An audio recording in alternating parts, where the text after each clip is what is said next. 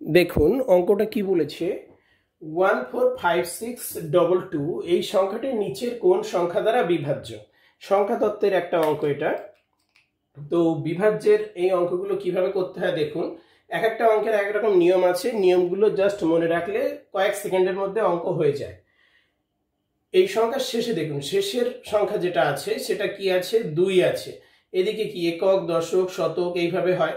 তো এককের ঘরে যে সংখ্যাটা আছে সেটা আগে খেয়াল করতে হবে, সেটা কি আছে, 2 আছে। 2 কি, 2 একটা জোড় সংখ্যা।